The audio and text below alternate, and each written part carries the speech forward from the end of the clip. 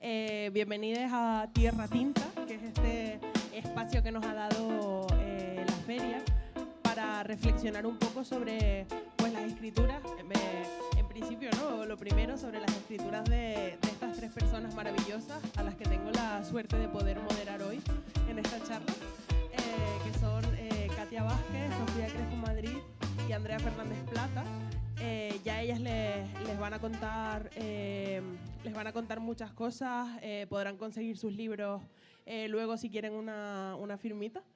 Y bueno, lo segundo que vamos a hacer, además de homenajearlas a ellas, va a ser reflexionar sobre un tema que creo que aquí nos interesa bastante en Canarias, que es el tema del territorio y el paisaje en la escritura y cómo el paisaje puede de alguna manera marcar la escritura, ¿no? Cómo podemos tener cierto paisaje dentro del cuerpo de algún modo e inevitablemente escribir un poco desde él. Yo soy Aida, voy a ser la moderadora, es decir, a mí no me tienen que hacer mucho caso, tienen que hacérselo a ellas.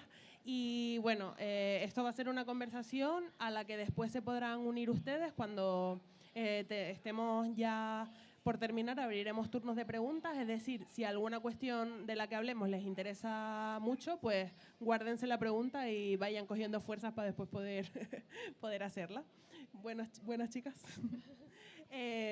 Lo primero que les quería preguntar, a modo de un poco de presentación, que creo que es más guay que se presenten ustedes de esta manera, es cómo son sus paisajes, ¿no? Qué es lo que ven de algún modo cuando escriben, porque sí que yo por lo menos siento así el proceso de la escritura, ¿no? De sentarme delante del ordenador o de la hoja, en mi caso, yo no escribo a mano, y sí que tener un fondo de algo que veo siempre, ¿no? Y a partir de lo que se teje todo. Simplemente, pues, cómo son sus paisajes.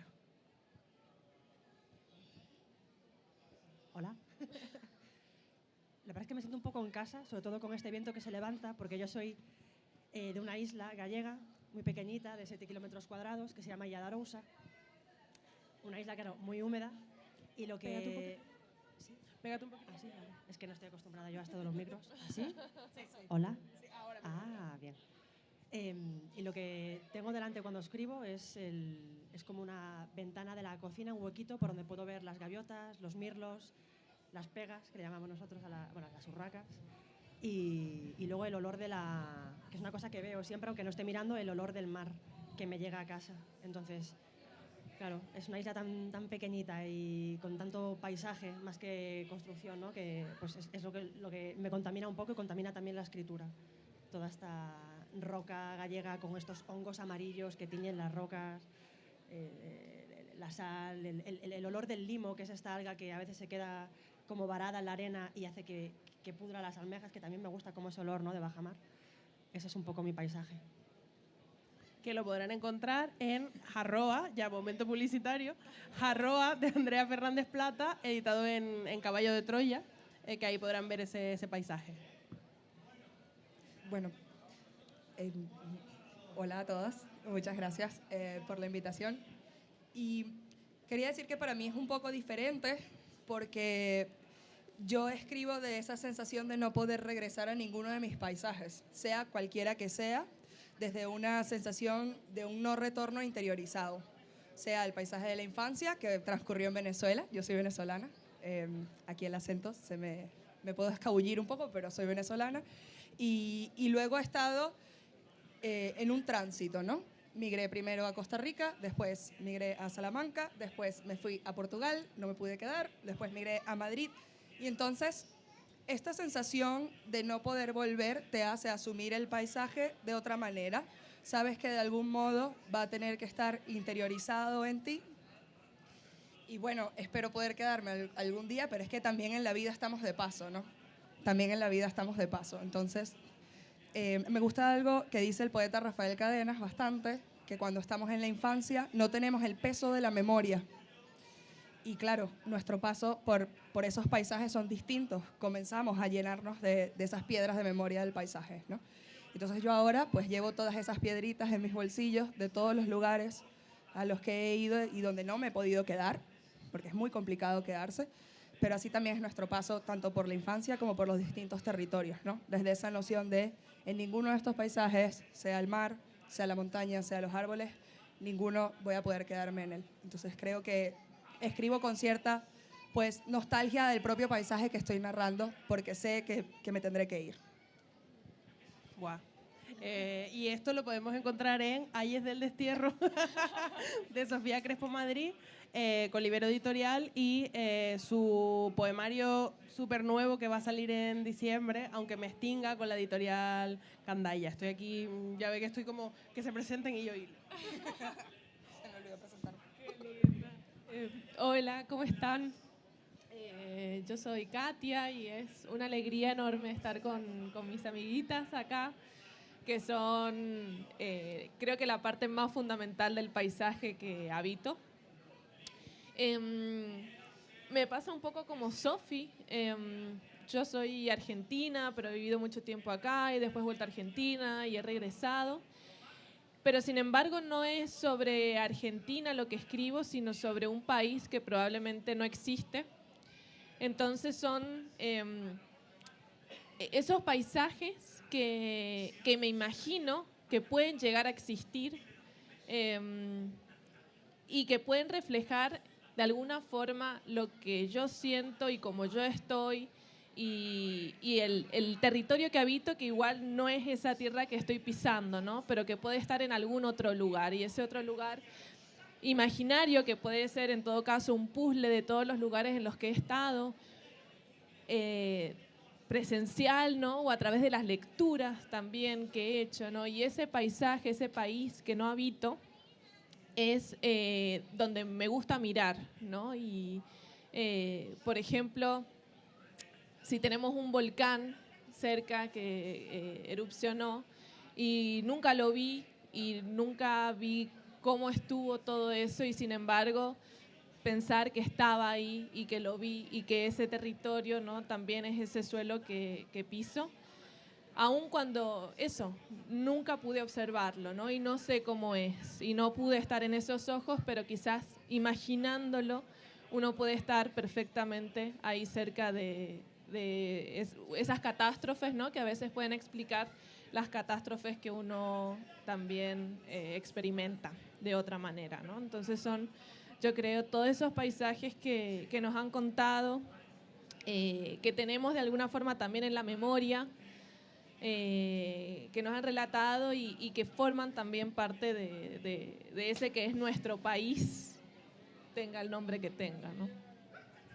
Y esto lo podrán encontrar en Entre los Interludios, el primer poemario de Katia, que está publicado con Ediciones La Palma, y en El corazón es una chura que no se vende, con Editorial Valparaíso, que fue además premio Valparaíso de poesía, muy merecido además.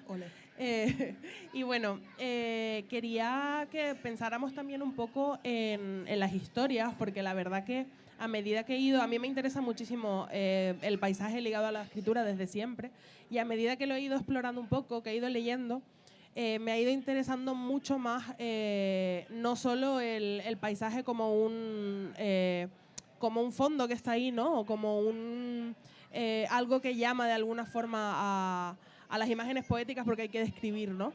Sino como algo quizá ligado a historias que no podemos contar sin el paisaje, ¿no? Historias que, sin estar ligadas a ese paisaje, a ese territorio, a ese entorno, no tendrían sentido para nosotras.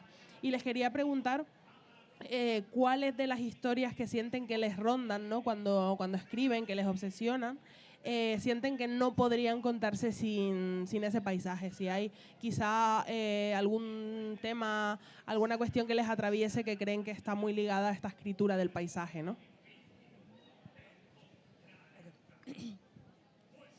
Bueno, para mí es muy interesante todo lo que ha dicho Katia. Creo que lo puedo relacionar con esto, porque yo tengo esta sensación al escribir, ligada a los versos de Yolanda Panting, de ustedes perdieron un país dentro de ustedes, ¿no? Cuando yo tengo que hablar con alguien y bueno, imagínense, salen de Tenerife y dicen, ¿y cómo son las Islas Canarias, no?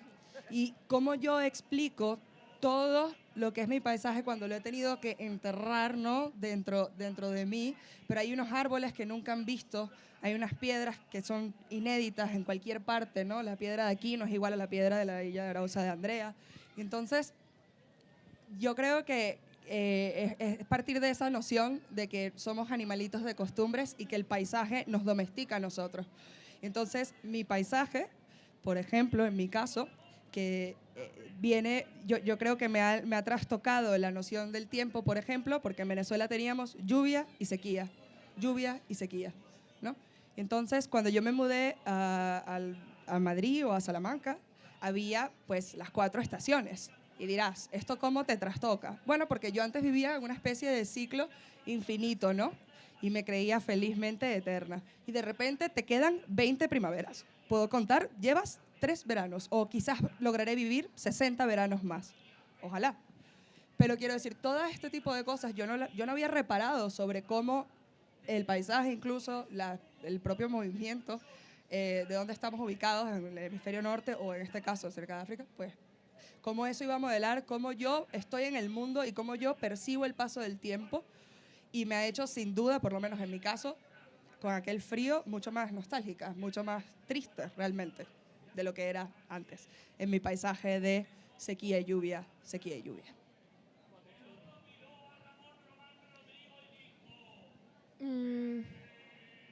Es loco también pensando en esto de las estaciones y cómo cambian los paisajes de un territorio a otro. En Argentina yo vivía lo que es en un desierto y de pronto vengo a una isla que es una isla, por lo tanto está rodeada de agua y sin embargo es un agua que tampoco se puede beber. Entonces no deja de ser otro tipo de desierto, ¿no? Y es cierto esta pregunta, ¿no? Que ya no solo cómo es vivir en las Islas Canarias, qué bonito, qué paraíso, sino yo después pienso simplemente cómo es vivir en una isla en el que no somos conscientes todo el tiempo de que estamos acá, pero sin embargo yo lo noto mucho en el cielo, porque en Argentina, claro, esa idea, ¿no? de la pampa, ¿no? De ese desierto, de que es infinito, de que el horizonte está muy lejos y está muy allá y es muy amplio, el cielo también es como una bóveda muy enorme. Y sin embargo acá, que tenemos el mar tan cerquita, el horizonte me parece que está como más cerca, esa línea está más cerca. Y aparte tenemos todas las montañas que nos cortan ese cielo, ¿no? No es esa llanura perfecta, infinita y monótona, sino que tenemos de pronto unos picos que nos cortan ese paisaje, ¿no? Y no sabemos muy bien qué hay del otro lado, ¿no? Y nos podemos imaginar de vuelta que está el mar sin saberlo. Entonces, yo creo que todas estas, siempre lo pienso como si fuera como una manualidad. No sé si se acuerdan de cómo de hecho debe haber varios libritos acá que se forman con distintas capas, ¿no? Los teatritos que eran de marionetas, ¿no? Y aparecían como distintas partes, ¿no? Que se iban haciendo con papel. En todas esas partes hay tantas historias, ¿no? Entonces también siento que eso se puede llevar al texto, y un texto que es más plano, más monótono, más largo, con una duración mucho más larga que si estás acá y estás escribiendo acá y de pronto todo tiene como otros picos y otras capas, ¿no? Y de pronto todo se corta y es abrupto. Entonces, el tema de los acantilados, siempre me parece tan loco que se corte la tierra ahí. Es algo que todavía como que... Por eso volví a esta pregunta, ¿cómo es vivir en una isla? Si se corta la tierra ahí, ¿no? Y de forma abrupta acá, que ni siquiera es como que te va llevando tranquilita hacia la arena, ¿no? Es un corte total. Y eso creo que se lleva visualmente al texto también, que se corta, ¿no? Es la primera vez que lo pienso también, ¿no? Pero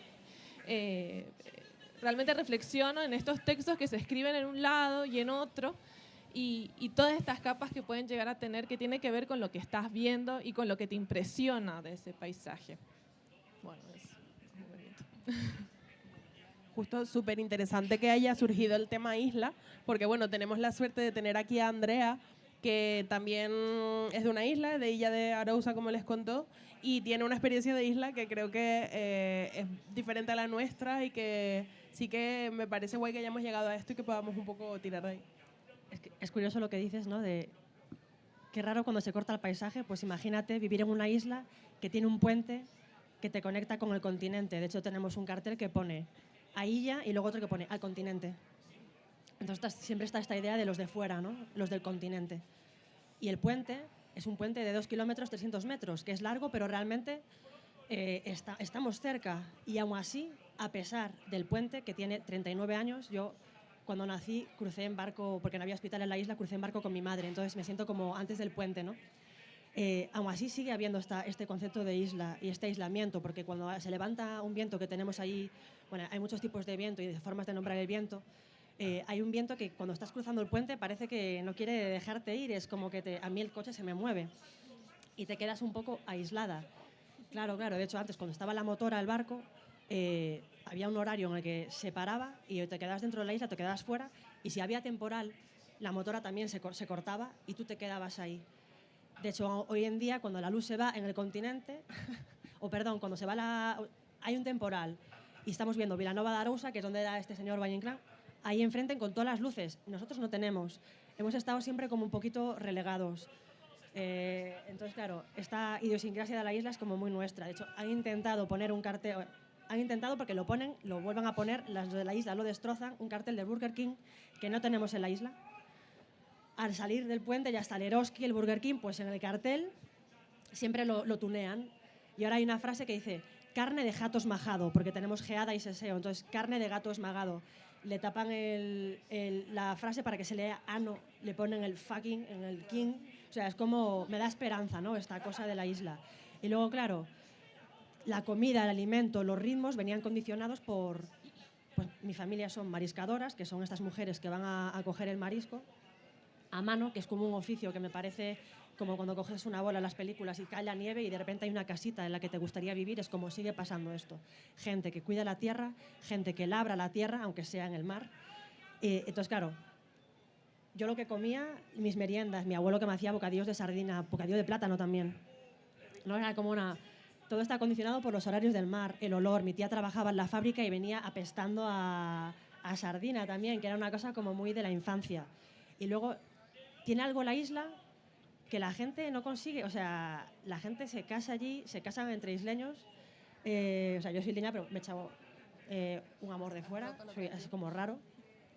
Y yo me imaginaba con esta pregunta, de repente me vino a la cabeza una cajita de música que tenía mi madre y cuando la abría, claro, la bailarina era cuando se movía. Entonces siento como que la isla es esa caja, para bien y para mal, ¿no? Tiene una cosa muy bella del paisaje, del pueblo, pero no, tampoco puedo romantizar porque también yo he pasado mucha soledad siendo niña y siendo adolescente. Ahora he aprendido cómo a convivir y a colarme entre paisaje y aprender que este territorio de 7 kilómetros cuadrados, ¿no? Esta isla que es enorme y hay muchísima gente comparada con mi isla, que somos 5.000, pues he aprendido como a mirar de nuevo. Y claro, es que no sé separarme del paisaje porque es que inunda todo. El carácter, los ritmos de vida, la forma de mirar, ser una isla pero no serlo del todo para algunos porque está el continente ahí y tú lo ves. Entonces, bueno, es como estar en dos territorios que no acabas de, ¿no? Como una balsa y te vas ahí un poco. Hablando justo de... No sé si tengo el micro... ok. Hablando justo de eso que cuentas, ¿no? De habitar dos territorios, hay una cuestión que me interesa mucho y me interesa particularmente cómo la ven ustedes, porque sí que siento que bueno, Katia y Sofía han publicado más poesía, pero sé que también escriben narrativa, les interesa. Tú has publicado una novela que me parece un poemario, ¿no? Aunque sea una novela, porque realmente el centro de la novela de Andrea es mucho más poético que narrativo, ¿no? Y tiene mucho más que ver con el uso del lenguaje y la fiesta del lenguaje un poco. Y justo quería preguntarles por esto, ¿no? ¿Cómo acciona un poco la poesía en la escritura cuando estamos ligadas al territorio y al paisaje. Es decir, en las escrituras interesadas por el paisaje, ¿es necesaria o inevitable la poesía? ¿Sienten que para ustedes sucede un poco a la vez o que sucede de forma un poco más distanciada? ¿Cómo lo ven?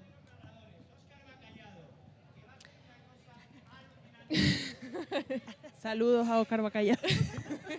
Como que me distraje de pronto, dije, a ver qué van a decir de Óscar Bacallado. Yo creo que sí. Sí. Pero no solo porque utilizo la poesía en general como lenguaje para observar el mundo. Entonces, no porque es algo que decida, sino porque necesariamente siento que tiene que ser así. Actualmente como que veo el paisaje de forma muy, como una amenaza muy grande. Me parece algo, por circunstancias, catastrófico. Entonces, la forma de enfrentarse a la catástrofe para mí es paradójicamente a través de la poesía. Y es una paradoja muy grande porque uno pensaría la poesía unida a la belleza, cosa que pienso que es así. La poesía mira y atiende a la belleza. Y sin embargo el paisaje puede ofrecer unas imágenes tan fuertes y tan potentes que no somos capaces ni siquiera de poner en palabras. Y ese poner en palabras es la poesía. La poesía nos da los silencios. Y con esos silencios es que podemos intentar llegar a esas catástrofes que nos dan los paisajes. Todo lo salvaje que puede llegar a ser, todo lo que puede llegar a arrebatar.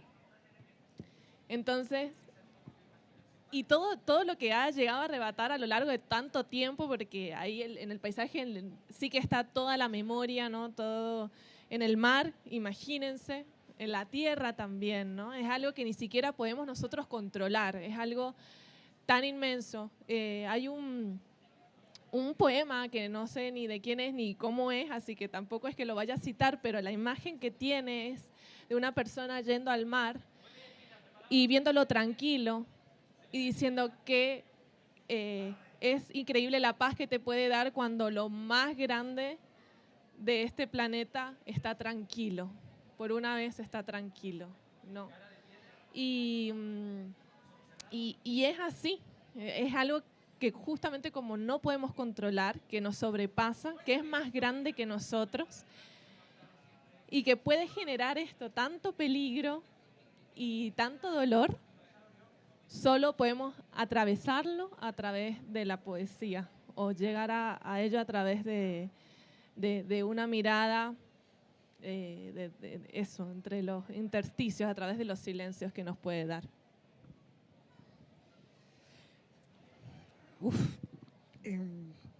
Es curioso porque cuando estamos frente al mar o frente a un acantilado, ¿no? Al menos la impresión que a mí me da es el hecho de sentirme minúscula, ¿no? De verdad parece como que cualquier cosa que pueda estar ocurriendo, nosotros no somos tan importantes. Y de alguna manera ese enfrentamiento, que no es un enfrentamiento, pero sí es una especie de tener los ojos abiertos, ¿no? Ante todo el horror y toda la belleza que te puede ofrecer un paisaje y saber que esa contemplación o esa conversación que tú estás teniendo con el paisaje, sea el mar bravo o sea el mar tranquilo, que son dos mares muy distintos, ¿no? Están arrastrándote a ti también y te está llevando a ti por otro lugar. Es decir, todos los paisajes en los que yo haya puesto mis pies o donde haya estado, también se están quedando en mí y me los estoy llevando, ¿no? Somos una especie de río que se lleva todos los paisajes y todas las personas y todas las conversaciones que tenemos, ¿no? Entonces, de repente, mi lengua, por ejemplo, puede llevar paisaje, puede llevar un paisaje muy lejano, puede llevar un paisaje de Portugal, puede llevar un paisaje de Venezuela, también uno de Tenerife, por ejemplo. Ahora que paso mucho más tiempo aquí, que considero que tengo familia aquí, ¿no?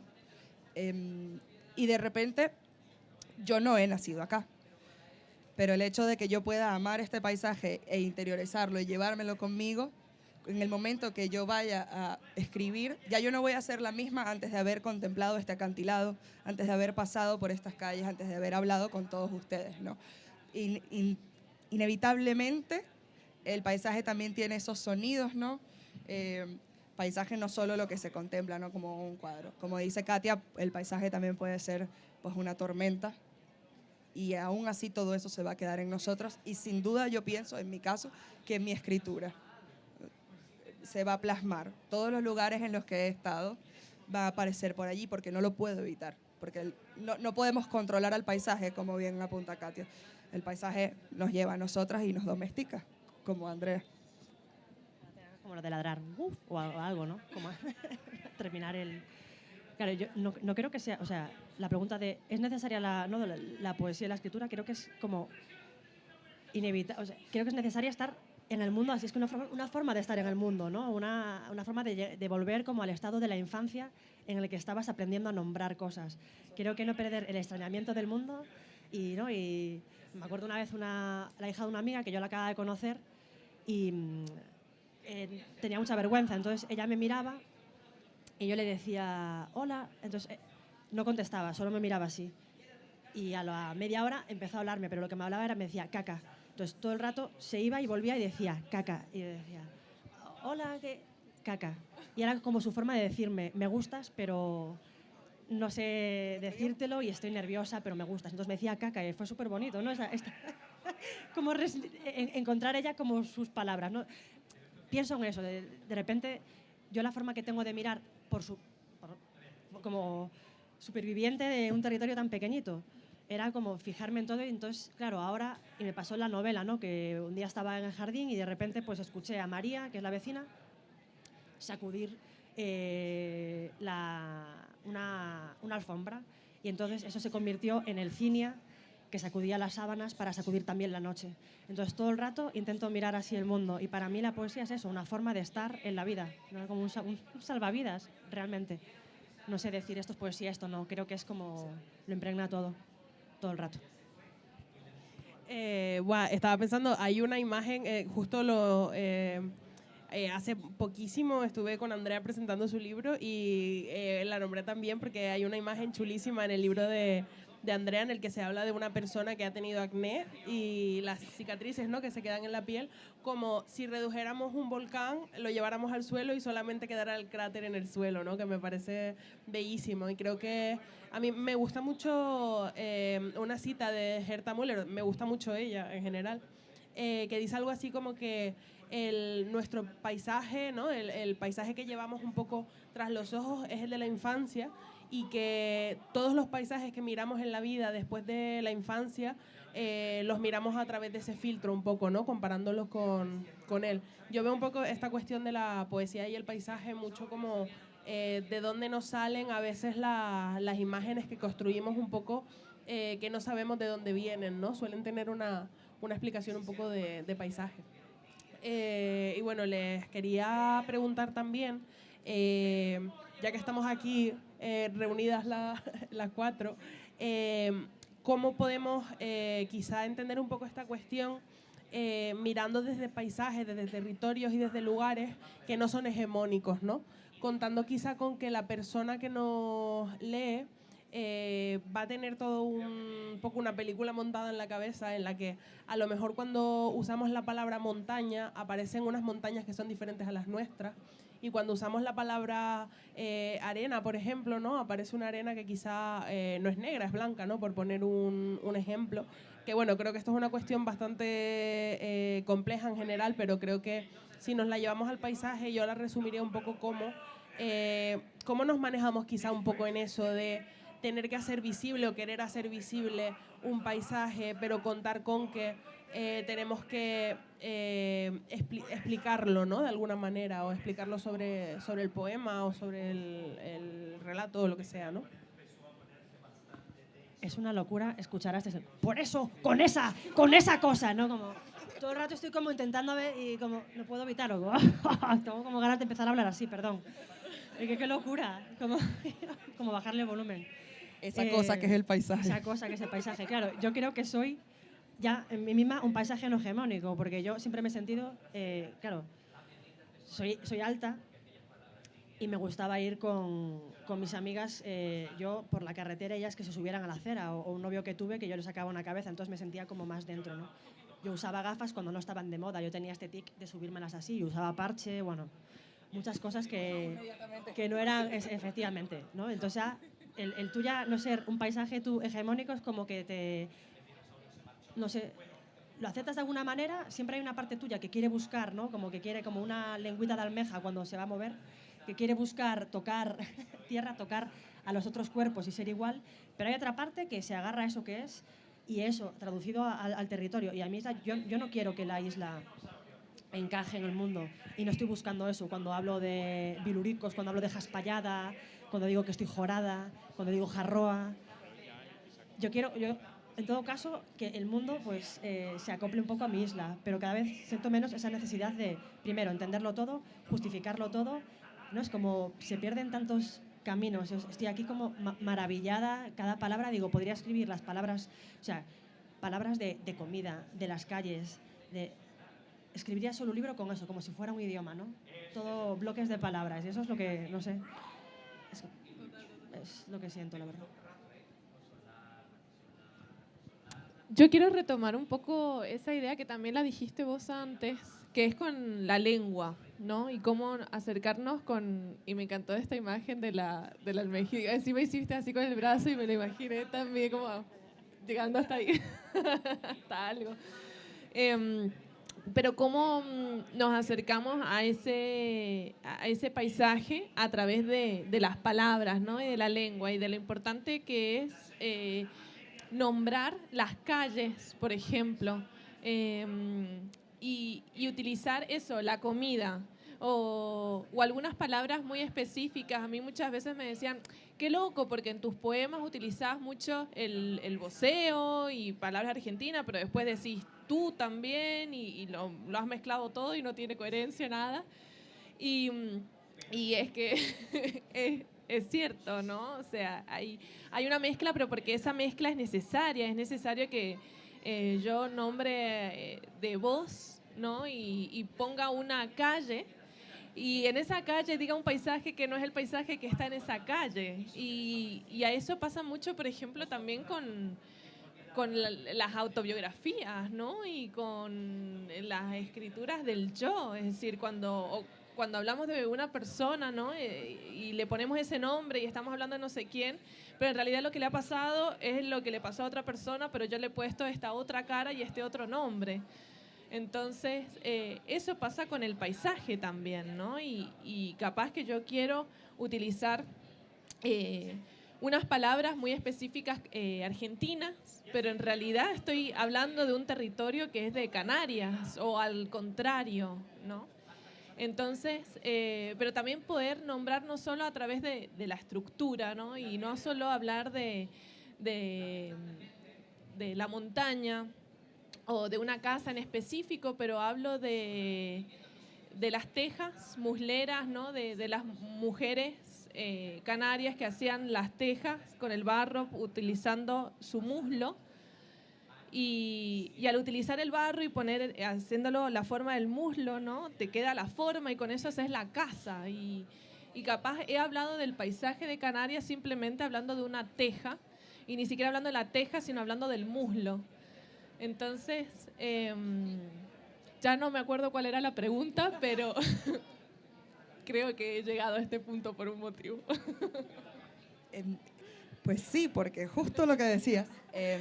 En mi caso, también me hago preguntas, ¿no? Sobre el paisaje, porque esto que tú mencionas es fundamental, ¿no? Si tú hablas de tu arena es negra, tu arena volcánica. Y una persona que quizás está escribiendo desde el Caribe, por ejemplo, tiene una arena blanca. Entonces, ¿qué hago? ¿Le doy todo el peso al adjetivo y que me lleven los colores? Puede ser. pero también le podemos hacer otras preguntas al paisaje. ¿Qué se siente pisar ese paisaje? ¿Cómo suena? ¿A qué huele? A mí estas cosas me obsesionan. Yo a veces estoy viendo una película de época y digo, ¿a qué huele esa gente? ¿O a qué huele este lugar? ¿No? ¿Y qué animales hay allí? En mi caso, por ejemplo, la noche tiene un sonido, ¿no? La noche, cuando pienso en la noche en Venezuela, hay unos sapitos nocturnos y eso yo no lo he podido volver a escuchar, ¿no? Entonces, quizás tú puedes hablar de los anfibios de la noche, por ejemplo.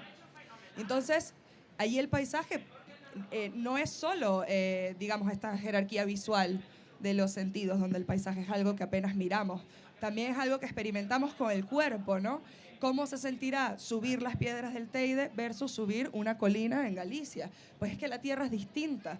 Entonces, este tipo de cosas, como dice Katia, quizás estoy hablando apenas de un crujido, pero este crujido me sitúa en tiempo, espacio, sensación y en una manera de estar en el mundo, ¿no? Y quizás a veces no nos hacemos estas preguntas porque si tenemos la suerte de permanecer en el territorio en el que hemos crecido, pues no hay una mirada de confrontación, no tiene que haber una conversación. No sé si les pasaba que cuando eran más pequeñas decían, no, yo no tengo acento, ¿no? Si no les pasaba, pues yo sí, yo tenía 10, no, si en Venezuela no tenemos acento, ¿no? Y esto es mentira, pero es que no había sido confrontada con otra visión de mundo, con otro paisaje, con otro sonido, con otro olor.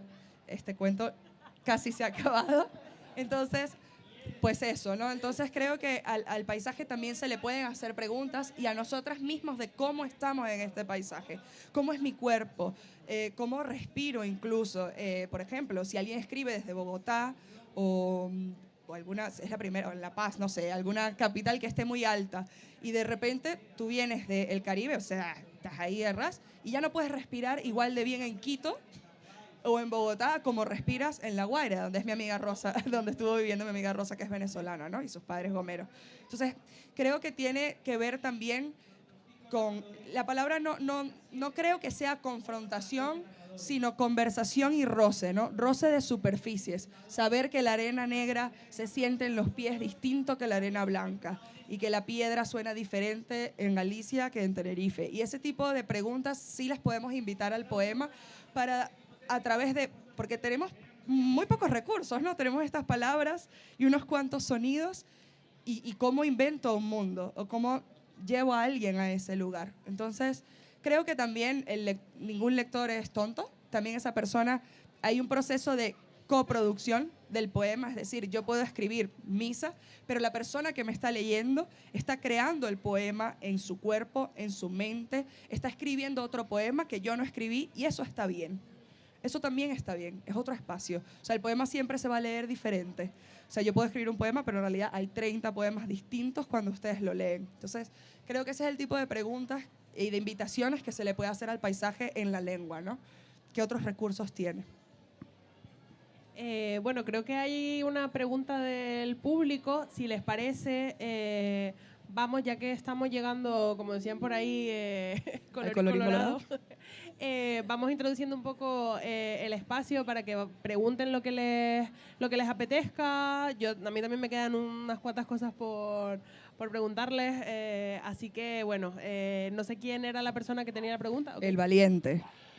Hola, mira, aprovechando que las tres son foráneas, no son de aquí de Canarias, y una de ellas es isleña, Andrea, ¿creen que existe algún... De hecho, me encantó lo que acabas de decir ahora mismo, de asociar el paisaje no solo con la visión, los colores, sino los olores, las sensaciones que tenemos. No es lo mismo un día de lluvia que un día soleado, subir a la montaña en un día de lluvia que un día soleado. Pero ¿creen que existe algún tipo de, entre los isleños, de algún tipo de inferioridad, de complejo de inferioridad? ¿Tú eres la isleña? A ti te hicieron la pregunta. A ti también. Sí, bueno, en mi caso, además, con el gallego, claro, yo me crié hablando, no hablando, sino escuchando, no galego, sino jallejo. O sea, ya el paisaje nuestro es un paisaje que tiene geada, que tiene ese seseo que rompe la lengua oficial, y aún encima eres de un pueblo y aún encima de una familia marinera, ¿no? Y no tienes... O sea, yo soy la primera mujer de mi familia, que esto no significa nada, pero también es muy simbólico, que estudia. Entonces, ¿no? Vengo de un legado de mujeres que han trabajado siempre, han trabajado de niñas y familias muy pobres. Entonces, sí que he notado, puede ser quizás no por sentirse ellos menos, sino por miedo a que me hicieran sentir a mí esta cosa de cuidado cuando iba a la ciudad, cuando me fui al continente, y sobre todo por eso hablarme en castellano, y tengo como esta dualidad en la cabeza y yo escribo con las dos, por esto de que no se rieran, porque esto pasaba, yo lo he visto reírse de gente por hablar en gallego o llamarnos paletos, que hay esta cosa también muy graciosa, ¿no? Con el acento, como nos ponen en la tele, que piensa que todo el mundo hablamos y bueno, pues no. Entonces, claro, partiendo desde la música que hacemos, toda esta cosa, ¿no? De Galicia, o he escuchado gente reírse de Galicia, o una vez unos chavales que venían en el tren y decían, mira, ahora están las cabras ahí, y yo pensando, pues qué suerte que Galicia sea un pueblo y que te vayas a cualquier ciudad y vivir, o sea, me parece un privilegio. Para mí ese es lo que yo llamo lujo rural. Entonces, hay una parte, sí, como de complejo, que ahora se está como intentando como sanar. Yo, desde luego, estoy súper orgullosa, y cuando me preguntan tus referentes, digo, yo he empezado a leer a raíz de empezar a escribir. Obviamente sabía leer, pero no tenía referentes, ¿no? Sabina me dio la oportunidad, pues, de hacer la historia que yo quería contar, y he empezado a leer ahora, a conocer a muchísimas escritoras vivas que me emocionan, pero mis referentes son las mujeres de mi casa, las mariscadoras, mi abuelo cuando llegaba del mar con los calcetines que se le iban aquí escurriendo, o sea, esos son mis referentes, y súper orgullosa. Sí, yo creo, o sea, sí, ole. Ole. Claramente hay un complejo de inferioridad, sobre todo esto, con la lengua, ¿no? Basta con cualquiera de nosotros, inconscientemente, ¿no? Si se pone en un plano formal y va a hablarle a una segunda persona del plural, le va a salir un vosotros, o un estáis, o un ustedes estáis, porque hay una mezcla un poco extraña, porque sentimos que eso nos va a hacer más formales y vamos a parecer como más cultos, porque claro, sabemos hablar en la lengua estándar inexistente, ¿no? Todas las veces que esa lengua también se ha exotizado, y si hablamos ya no de la lengua, sino del territorio en sí mismo, también que se ha exotizado, ¿no? ¿Cuántas veces se ha dicho, bueno, Canarias es un paraíso, y sin embargo, qué mal lo tratamos, ¿no? Qué poco valor le damos cuando ensuciamos todas las playas, o cuando otras personas en otras esferas no tienen ningún tipo de amor por su tierra, y lo que hacen es construir hoteles y romper absolutamente todas las playas y verter ahí toda la basura. Y yo digo, ¿no será eso también un complejo de inferioridad, de pensar que este territorio vale menos? Obviamente entran ahí todas las cuestiones de poder y de dinero. Sin embargo, en el territorio, hoy por hoy, y en el momento en el que estamos, sí hay un valor, ¿no? Sí creo que estamos como todas un poco unidas en ese sentido de decir, no, es que esta tierra vale como ninguna. Pero sin embargo, con la lengua, ahí todavía hay muchísimo por recorrer.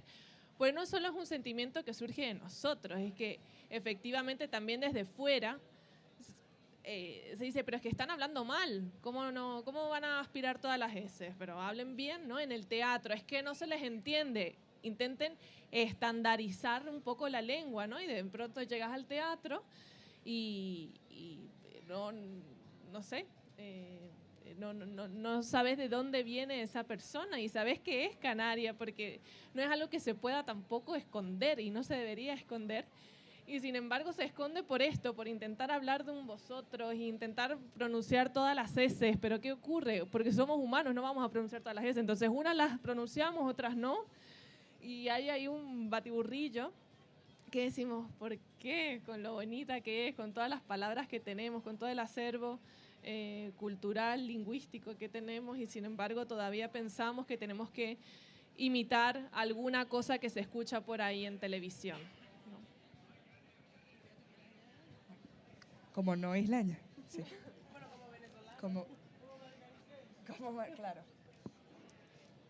Quizás podría conectar más con el hecho lingüístico por esa razón, ¿no? Pero tiene que ver con lo que hablábamos antes de la hegemonía. ¿quiere decir que nuestra mirada es menos válida? No, es solo diferente. A veces pensamos, Aida y yo tenemos un chiste de cuando vamos en la guagua que tenemos que hacer el intercambiador en San Isidro, no sé si al sur, y hay como unas paradas que tú esperas que la guagua no pase por ahí, ¿no? Y a esas paradas las llamamos las paradas disidentes, ¿no? Son las paradas de la guagua que no son hegemónicas. La parada hegemónica es la de Santa Cruz, la de La Laguna y digamos que el intercambiador de San Isidro. Esto es una analogía muy simple para decir que a veces cuando tú incluso, o sea, la gente que está en el centro ni siquiera percibe cómo está marginando a las personas de las paradas de las guaguas disidentes, ¿no? Que decirte que hables bien, ya tú estás hablando bien, es una especie, es una forma de discriminación. Entonces yo lo que hago, ¿verdad? Es que dije, pues no, se van a joder, porque sé que el español cuenta con una inteligibilidad absurda que no tiene ni el mandarín, ni el serbio, ni el árabe, por ejemplo, que la gente a veces no sé. Pero el español tenemos una inteligibilidad que te cagas y tú puedes entender a un mexicano como una argentina, como un canario, como una venezolana, ¿no? Y realmente no tenemos... Bueno, Andrea, coño, es de la isla y nos estamos comunicando perfectamente. Entonces, creo que tiene que ver con no dejarse pisar también, pero la primera persona que le tiene que dar valor a nuestra lengua o a su lengua somos nosotras mismas, ¿no? Si yo asumo lo que es verdad, que todos los productos culturales me están marginando en ese sentido. Nosotros tenemos la variante que es el español latino. ¿Eso qué coño es? Porque somos 19 países. Entonces, claro, mi televisión también estaba doblada a otro tipo de español que no era el español que yo escuchaba. E intento corregir mis eses. Ya como pueden escuchar, no lo hago. También estoy en espacio seguro estando en Tenerife, que puedo aspirar todo lo que me dé la gana. Pero se trata de esto, ¿no? Se trata de saber que, como bien dice Katia, esta lengua estándar no existe.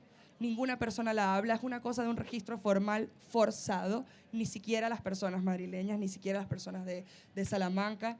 Hay muchísimos fenómenos lingüísticos que recogemos y es porque la lengua está viva, ¿no? Entonces, ¿qué hacemos? ¿Diseccionamos un organismo vivo? ¿Hervimos el organismo o lo celebramos? Lo aplaudimos, vemos cómo reacciona. Si se muda a un sitio más alto, quizás aspira menos las S. Si está más cerca de las costas, que es una teoría lingüística, por ejemplo, que las tierras calientes, como les dicen, ¿no? Ángel Rosenblatt, da igual, que vamos a aspirar más las S, ¿no? Pues yo prefiero celebrarlo, ¿no? Yo prefiero ver cómo anda ese organismo vivo, en vez de diseccionarlo, encerrarlo y restringirlo, que además es antinatural. Además es antinatural, porque todos tenemos, pues, tú tendrás unas palabras de tu tradición, de tus tías, de tus abuelas, de las marijeras, que yo no conozco, pero que me pueden enriquecer. Entonces, ¿qué hago? ¿Te censuro? A lo Franco, no. O sea, entonces, la idea es, pues, esto que estamos promoviendo no va en contra de la ciencia, no va en contra de la lengua, más bien restringirlo y ser prejuicioso y discriminar sí va en contra del origen natural de las cosas y de la evolución y de los procesos lingüísticos. Y lo mismo con la poesía y con cualquier creación. Censuramos al territorio o lo celebramos, lo aplastamos o lo levantamos, ¿no? Y creo que esa es la decisión consciente que tomamos cada una de nosotras y quienes escriban al momento de sentarse, ¿no? Bueno.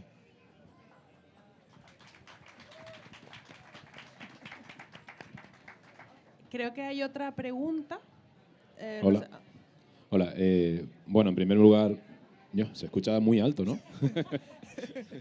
Hola, en primer lugar, gracias a V de Vida por organizar el debate y, en fin, gracias.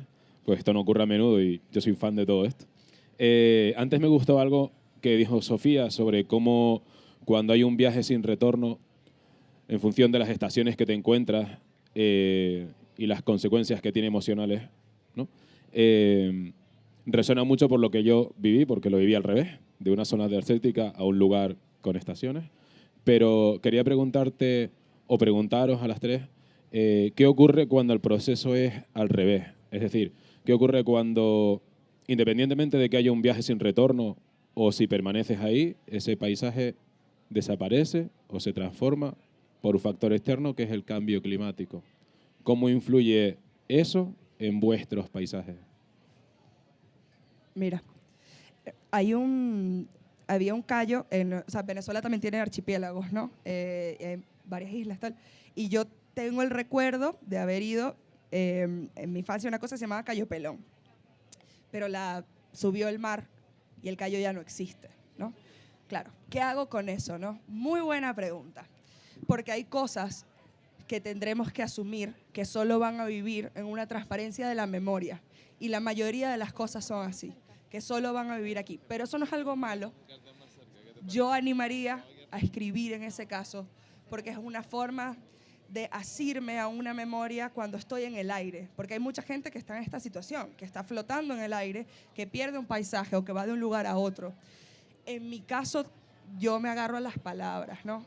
Con estas palabras puedo nombrar ese callo que ha desaparecido y de repente en la mente de todas estas personas, bueno, espero que hayan visto un mar Caribe así idílico y de repente una playita espectacular, pero es que ya no está.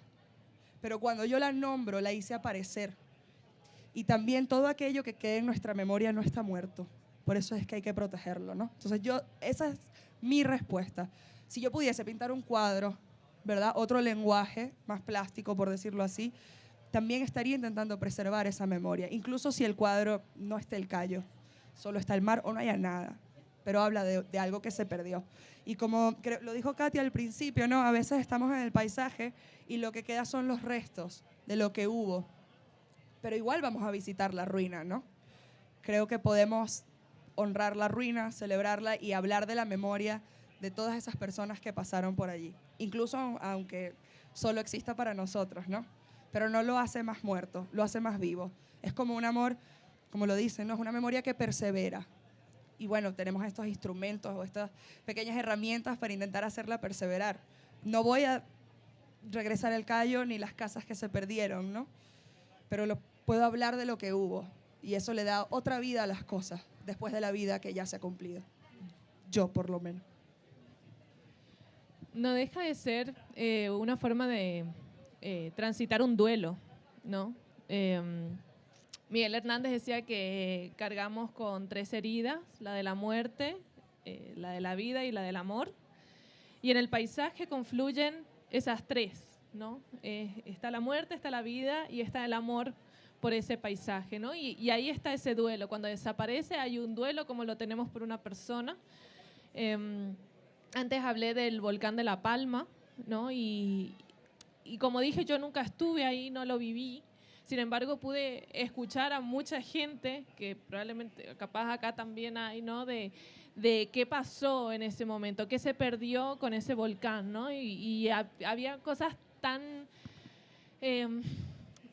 tristes, ¿no? Como me decían, es que desapareció el banquito en el que di mi primer beso de amor, ¿no? O desapareció la calle en la que yo jugaba con mis amigos a la pelota o lo que sea y tuve mi primer raspón, ¿no? Y desapareció todo eso. Y ahora, ¿a dónde voy a buscarlo, ¿no? ¿Dónde va toda esa memoria, ¿no? Que el territorio guarda, como dijo Sofía, esa memoria, ¿no? Que está en nuestras cabezas, está en nuestros recuerdos, pero está cuando vamos a ese lugar, ¿no? Y siempre decimos, ay, es que aquí no saben lo que pasó, aquí tanto. Y aquí, bueno, y cuando desaparece, claro, se nos va esa parte de la memoria. Y está muy bien, como dijo Sofía, ¿no? Escribirlo porque de vuelta todo el tiempo están esas catástrofes. El año pasado, ¿no? Hubo unos incendios en esta isla terroríficos, ¿no? Que se llevaron gran parte de la zona forestal de la isla y ya no solo de la zona forestal, de las casas. Esas casas, claro, esos viñedos, por ejemplo, ¿no? Y también se forman todos unos ritos en torno a esas ideas, ¿no? De qué es lo que nos vamos a llevar de ese lugar. Si es de una costa, ¿no? Pienso qué piedrita nos llevamos, qué pequeña caracola, ¿no? Y son de vuelta cosas que nos van a superar porque no podemos hacer nada contra ellas, al menos cuando llegan estos momentos así que son imprevisibles. Pero no deja de ser como cómo duelar, ¿no? Para mí la pregunta es cómo hacer un duelo, cómo transitarlo, cómo nos enfrentamos al dolor, ya sea por el territorio, por una persona, por un animal, lo que sea, ¿no? Y esa es que al final todas las cosas que nos pasan se reduce también a esas únicas preguntas, ¿no? Y esos únicos conceptos, la muerte, la vida y el amor. Para mí el cambio climático no solo es que ahora esté subiendo, ¿no?, el nivel del mar y que se caliente, y ahora en Galicia se pudra el marisco cuando está tan caliente porque, claro, no sobrevive. Es que de repente estén plantando en cada playa en verano chiringuitos que no me dejen escuchar el mar cuando estoy ahí, que de repente ya no pueda echar la llave. O sea, yo crecí sin echar la llave en las puertas. La gente entraba y decía a mi abuela, Flora, ¿quieres pescado? O sea, estaban bragas en el sofá, o sea, las puertas abiertas para que otra mujer entrara en tu casa y también para practicar estos rituales en los que se curaban niños del mal, de muchísimas cosas. Es decir, ¿no?, como el duelo que yo tengo es cuando escucho a la gente decir, el mar ya no da y el turismo es el futuro. Digo, pero no estáis viendo lo que pasa en otras islas, lo que pasa, o sea, lo que está pasando fuera. Y eso para mí es como, ¿no?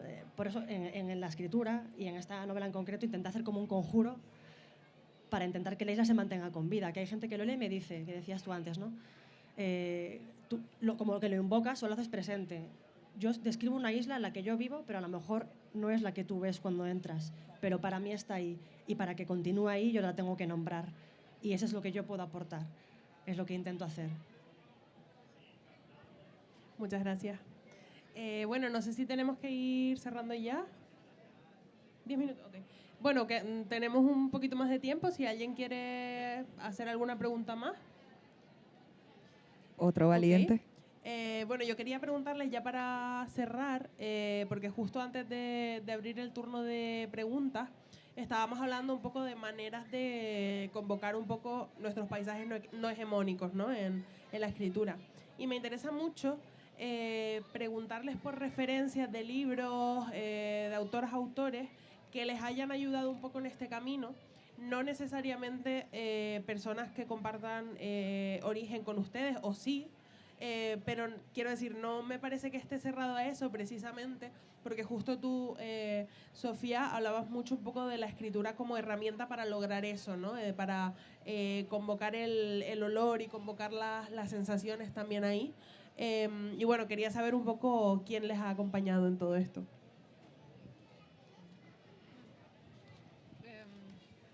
En mi caso, serían muchísimas, pero una persona que se me viene a la cabeza, porque ha trabajado muchísimo el paisaje de todas las maneras posibles, es Raúl Zurita, chileno, porque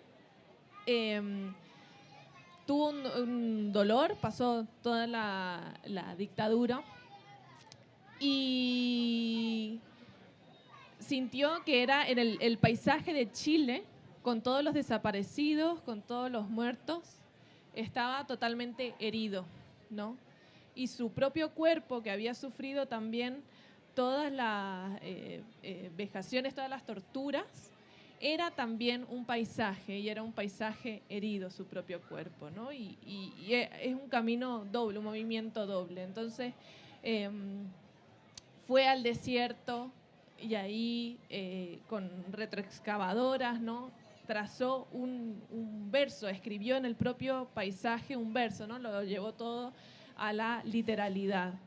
En el cielo también escribió todo un poema efímero, ¿no?, porque era con unos aviones, ¿no?, que decía...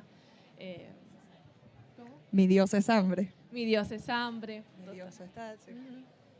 Y él mismo, ¿no?, se cortó el cachete, la mejilla, en nombre de, este es el texto que quiero hacer, esta herida es mi texto, ¿no? Y esto que estoy haciendo en el paisaje va a ser mi texto, porque el papel ya no es suficiente, el país está herido, tengo que escribir en el país, ¿no? Entonces, claro, me parece como cosas... muy fuertes, no hace falta que uno vaya al desierto y se ponga con retroexcavadoras a escribir ahí en el desierto de Atacama, pero sin embargo esa idea tan fuerte y tan potente de unir la tierra con el cuerpo y con la herida es tan fundamental para poder después llegar al papel o donde sea, ¿no? Donde escribimos, y decir, acá voy a poner mi herida, que es también la herida del territorio en el que estoy. Sea cual sea y de la forma que lo relacionemos, ¿no? Pero Raúl Zurita, y lo llevó así con toda su obra, así que realmente les recomiendo que vayan a él, lo vean, lo escuchen, porque también tiene una forma muy, muy especial de recitar sus poemas, y puede enseñarnos mucho del dolor, justamente.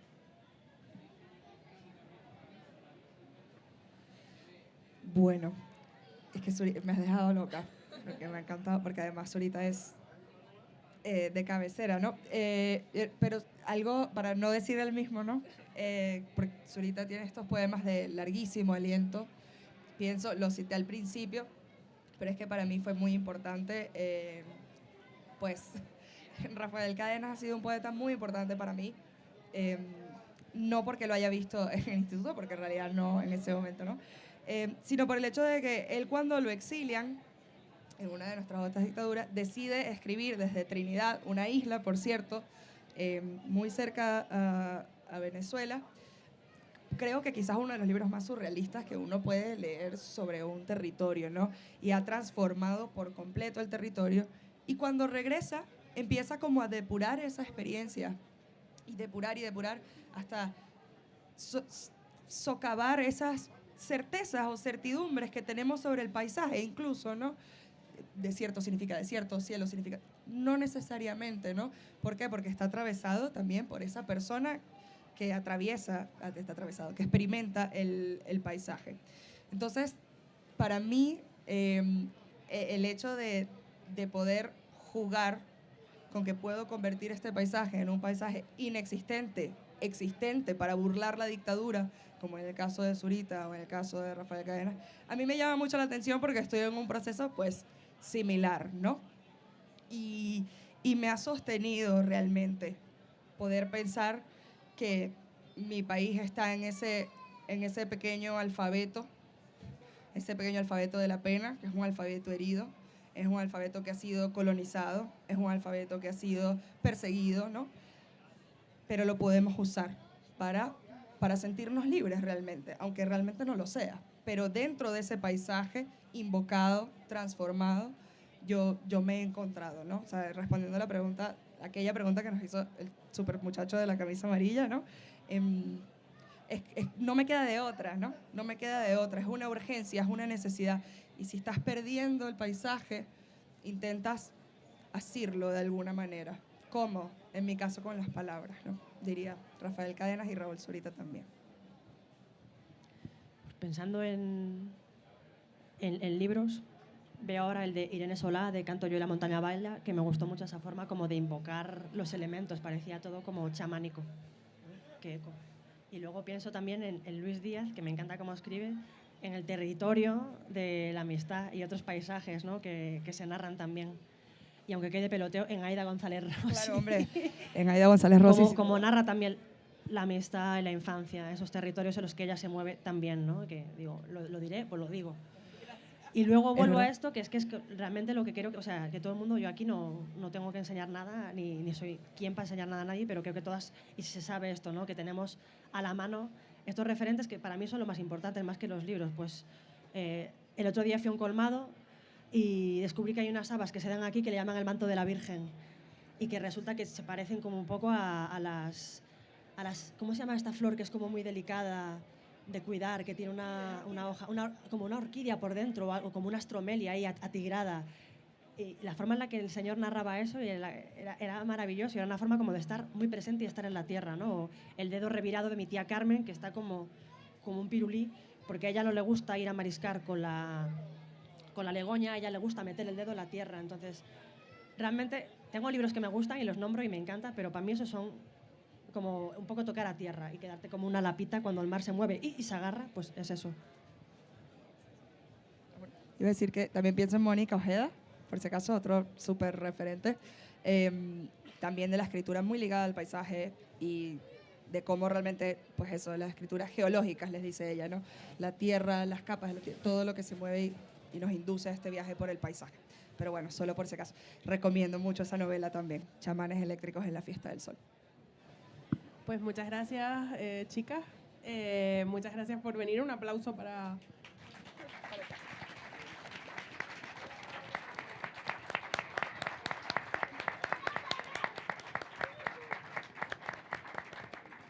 Y nada, muchas gracias a la feria, gracias Ove de Vida, gracias Lidia por organizar todo esto. Y nada, nos vemos por ahí. Ya saben, si quieren que las chicas les firmen algún libro o lo que sea, ahí las tienen. Muchas gracias. Y una pequeña cosita, porque estas increíbles preguntas que ha hecho Aida se debe también a la forma increíble en la que escribe y en la que recitan. Y esta noche a las 7 en el Toscal, en la Asociación de Vecinos del Toscal, Asociación Blanco y Negro, va a haber un recital de poesía que se llama La Vendimia. Va a estar Sofía, va a estar Aida y va a haber dos escritoras ecuatorianas fantásticas también, Juliana Ortiz Ruano y Noelia Mantilla. Entonces les recomiendo que vayan, va a haber vino, por algo se llama La Vendimia también. Y bueno, para poder escucharlas, ¿no? También de su propia voz. Gracias.